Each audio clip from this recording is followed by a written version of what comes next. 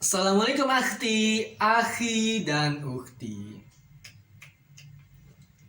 Video ini akan membahas mengenai salah satu dasar sejarah yang membuat berkembangnya filsafat barat, yaitu yang dikenal sebagai ontologi.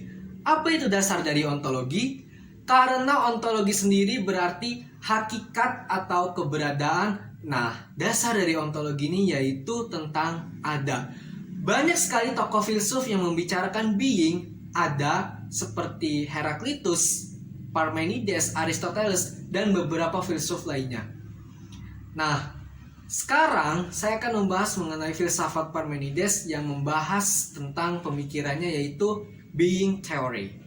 Supaya lebih enak mikirnya dan mudah dipahami, di dalam pembahasan nanti saya akan bermain logika. Karena lumayan ngegelibet pembahasan mengenai ada secara umum dan ada menurut Parmenides.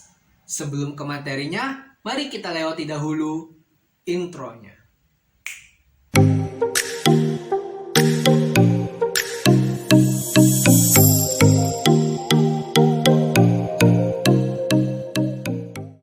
Gagasan utama mengenai ada secara umum dan menurut Parmenides adalah monisme.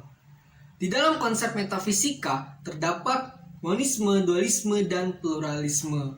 Parmenides membuat sebuah peta konsep untuk mengomentari pengetahuan secara empiris dan pengetahuan secara rasional yang selalu terjadi perdebatan dari zaman ke zaman, bahkan debat kusir yang tidak ada ujungnya. Pengetahuan secara empiris mendorong kesadaran kepada sebuah perbedaan. Itu pluralisme. Nah, ini yang membuat satu sama lain terdapat perbedaan. Sedangkan pengetahuan secara rasional yang berdasarkan nalar mendorong kesadaran kepada sebuah kesamaan atau segala sesuatu itu hakikatnya satu. Itu monisme. Nah, Parmenides mengajak untuk melihat kesamaan-kesamaan yang berujung ada dalam konsep monisme.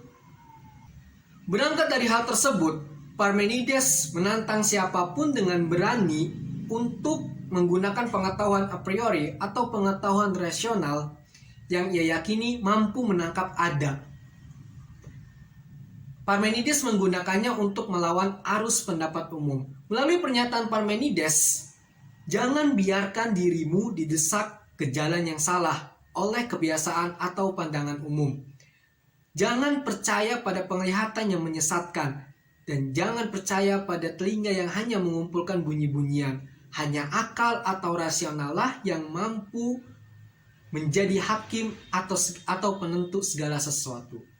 Parmenides.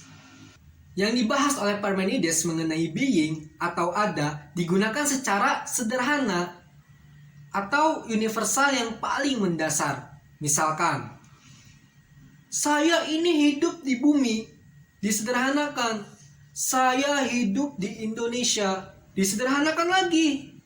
Saya hidup di Provinsi Banten, lalu disederhanakan lagi. Saya hidup di Kota Serang, terus disederhanakan lagi sampai yang paling mendasar, saya ada. Nah, mana? Kalau belum paham, kita buat contoh lagi. Biasanya ada tuh orang yang membuat konten joget-joget terus ada teksnya. Misalkan kayak gini. Kriteria pasanganku yang ganteng cantik, yang putih, yang bahenol, yang rambutnya dawa. Terus ditulis yang terakhir zodiaknya Libra. Padahal sebenarnya yang terakhir itu yang penting ada. Nah, pada intinya ada sebagai atribut dasar. Kalau tidak ada, ya buat apa menjadi sebuah pembahasan? Nah, dari sini pemikiran Parmenides tentang being theory, tentang ada, dapat diklasifikasikan menjadi dua kategori. Yang pertama, sungguhkah ada dan mungkinkah ada? Yang kedua, ada yang nyata tampak dan ada yang tidak nyata tampak. Yang pertama tadi, sungguhkah ada dan mungkinkah ada? Masih pada connect ya kesadarannya? Sadar nggak? Tidak ada itu tidak termasuk ke dalam klasifikasi. Karena tidak ada itu ya sudah tidak ada. Berangkat dari pengetahuan a priori atau rasional, ada itu dapat diketahui. Kalau tidak diketahui ya sudah tidak ada. Setelah mengetahui ya menjadi ada. Ngegelibet ya? Begini. Mengenai pulpen. Sebelumnya saya tidak mengetahui mengenai pulpen ini. Tapi tiba-tiba ada seseorang yang bertanya, "Coy, lo ada pulpen gak?" Saya jawab, "Tidak ada bro." Nah, si pulpen yang sebelumnya tidak ada menjadi ada sekalipun dari dalam pikiran. Tadi sungguhkah ada? Nah, sekarang mungkinkah ada? Begini, misal nggak ada contoh lagi. Saya gini, saya ingin ngopi. Nah, ini kopinya sudah ada sebagai kemungkinan. Atau contoh lain, saya ingin memperkosamu. Nah, ini pemerkosaannya sudah ada sebagai kemungkinan. Jadi, mungkinkah ada? Ini sudah ada sekalipun sebagai kemungkinan. Yang kedua, ada yang nyata tampak dan ada yang tidak nyata tampak.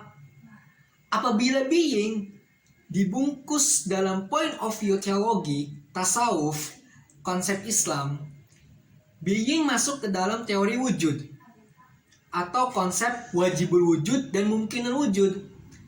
Saya ini manusia. Nah, ini masuknya ke dalam mungkinan wujud.